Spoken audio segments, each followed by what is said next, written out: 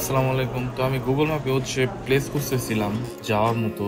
তো তখন হচ্ছে আমি দেখলাম যে আমাদের বাসা থেকে 22 মিনিটের মতো ড্রাইভ করে যেতে হবে একটা জু। তো তখন আর দেরি না করে বেরিয়ে পড়লাম। আর যাওয়ার পরে বুঝতে পারি যে ওদের জুটা 40 মিনিটের মতো খোলা আছে। তো তখন তাড়াতাড়ি দেরি না করে টিকিট কেটে ভিতরে ঢুকলাম। এন্ড ঢোকার পরে আমরা হাতের বাম সাইডে হচ্ছে অ্যাকোয়ারিয়ামের কিছু কালেকশন দেখতে পারি, যেটা দেখার জন্য হচ্ছে আমাদেরকে একটা টানেল বা গুহা বলেন এটার ভিতর দিয়ে যাইতে হবে। তো ভিতরে যাওয়ার পরে আমরা ফার্স্টে দেখতে পারি হচ্ছে সি টার্টল, যেটা এনভায়রনমেন্টটা বা ওদের থাকার যে পরিবেশটা এত সুন্দর করে ডিজাইন করছে, মনে হবে না যে এটা একটা টানেল বা রুমের ভিতর ডিজাইন করা হয়েছে। এটা দেখতেও অনেক সুন্দর লাগতেছিল। তারপর হচ্ছে আমরা একটু সামনে আগাই, গেস হোয়াট আমরা কি দেখতে পারি। এটা নাকি এটা কি সান্ডা? তা সান্ডা কি একটা প্রজাতি? এটা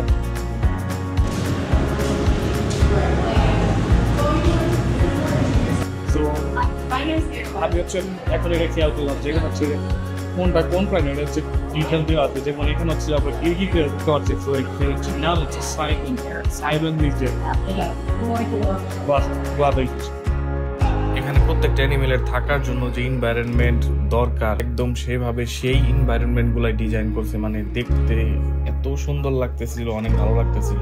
বিশেষ করে হচ্ছে সি ক্রিয়েচার গুলো, যেমন হচ্ছে সামুদ্রিক মাছ, সামুদ্রিক গাছ, সামুদ্রিক পাথর, সামুদ্রিক স্নেল। মনে হবে না যে এটা কোনো অ্যাকোয়ারিয়াম। এটা হচ্ছে সামুদ্রিক শামুক মেবি। ওই যে দেখা যাচ্ছে এটা মানে স্টার ফিশ। এই যে হচ্ছে আর একটা স্টার ফিশ।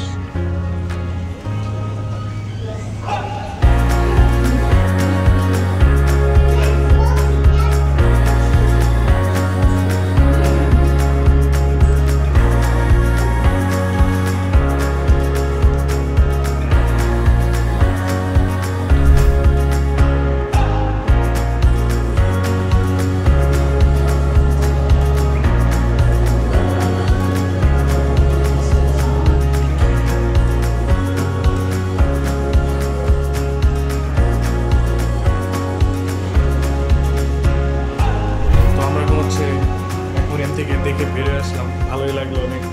আমরা হচ্ছে বাইরের সাইডে যাবো, দেখি ভিতরে আরো অনেক প্লেস করা আছে অ্যানিমেলস রাখার জন্য, কিন্তু ওইখানে ওই অ্যানিমেলস গুলা ছিল না। আমি জিজ্ঞাসা করছিলাম কি হয়েছে, তখন ওরা বলে যে অ্যানিমেলস আরো আসবে 20 তারিখের পরে। হাঁটতে হাঁটতে আর একটু সামনে যাওয়ার পর আমরা হচ্ছে বাঘ মামার দেখা পেয়ে যাই। বাঘ মামা হয়তো টায়ার্ড হয়ে গেছে, সে হচ্ছে হাঁপাইতেছিল জিবলা বের করে। আমার বিড়াল এরকম যখন টায়ার্ড হয়ে যায় তখন জিবলা বের করে হাঁপায়। তারপর হচ্ছে একটা ভাল্লুক দেখলাম, কিন্তু সেও হয়তো টায়ার্ড ছিল, ঘুমাইতেছিল আরামসে। বের হওয়ার সময় আমরা হচ্ছে পেঙ্গুইন দেখতে পারি, যেটা আমি একদম এক্সপেক্ট করতেছিলাম না এরকম গরমের ভিতর। পাশে একটা রুমের ভিতর দেখি আরো কয়েকটা পেঙ্গুইন আছে, ওদেরকে ঠান্ডা পরিবেশে রাখা হয়েছে। একটা দেখলাম সি। তো ভিডিওটা ছিল এই পর্যন্তই। আমি এটার ফুল ভিডিও করব 20 তারিখের পরে এসে, যখন হচ্ছে আরো অ্যানিমেলস অ্যাভেলেবেল হবে।